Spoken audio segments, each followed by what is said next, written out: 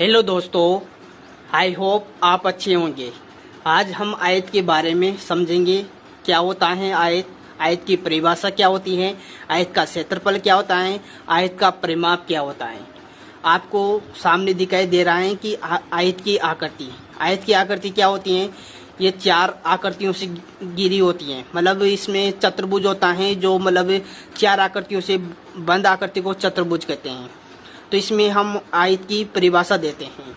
आयत में क्या होती है, इसकी लंबाई और इसकी लंबाई क्या होती है, बराबर होती है। ये चौड़ाई और ये चौड़ाई क्या होती है, बराबर होती है। अर्थात ऐसा चतुर्भुज जो चार रेखाओं से बंद आकृति जिसके आमने और सामने की भुजाएं क्या हो, बराबर हो, उसको क्या कहते हैं, आयत कहते हैं।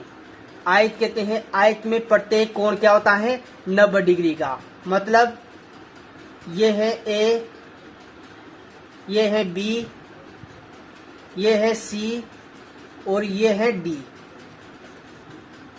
कोण ए 90 डिग्री का, कोण बी 90 डिग्री का, कोण डी 90 डिग्री का और कोण सी 90 डिग्री का।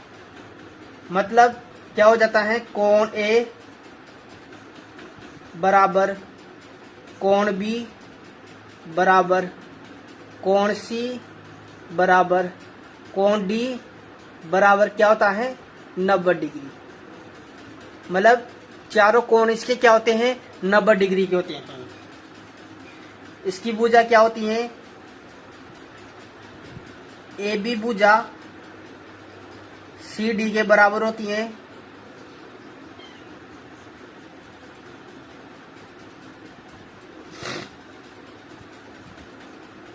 बी सी भुजा ए डी के बराबर होती है। ए बी भुजा सी डी के बराबर होती है। बी सी भुजा ए डी के बराबर होती है। तो इसकी परिभाषा क्या हो गई, चार रेखाओं से घिरी बंद आकृति जिसके आमने और सामने की भुजाएं बराबर हो, उसको क्या कहते हैं, आयत कहते हैं। क्या कहते हैं, आयत कहते हैं। तो हमने यहाँ पर आयत की परिभाषा लिखी है। अर्थात जैसे हमने समझाया है ना, वैसे ही है। जैसे ऐसा चतुर्भुज जो चार रेखाओं से घिरी बंद आकृति जिसकी आमने व सामने की भुजा समान हो, आयत कहलाता है। अर्थात भुजा ए बी बराबर सी डी,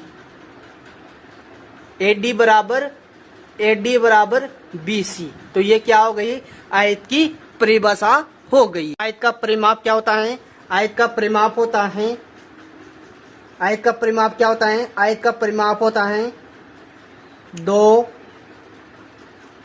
इंटू लंबाई प्लस चौड़ाई। 2 इंटू लंबाई प्लस चौड़ाई, ये क्या हो गया, आयत का परिमाप हो गया। अब हम आपको आयत के क्षेत्रफल के बारे में बताएंगे। आयत का क्षेत्रफल का सूत्र क्या होता है, आयत के क्षेत्रफल का सूत्र होता है लंबाई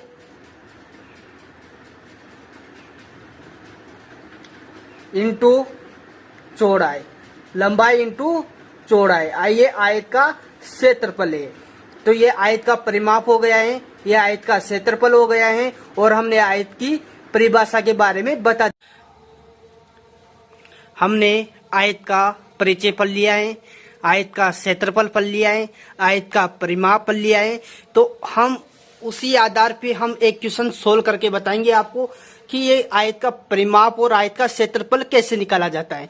तो क्वेश्चन दिया हुआ है, यदि आयत की लंबाई 2 सेंटीमीटर है व चौड़ाई 3 सेंटीमीटर है, तो आयत का परिमाप व क्षेत्रफल ज्ञात करो। तो हम जानते हैं, हमने पढ़ा है कि आयत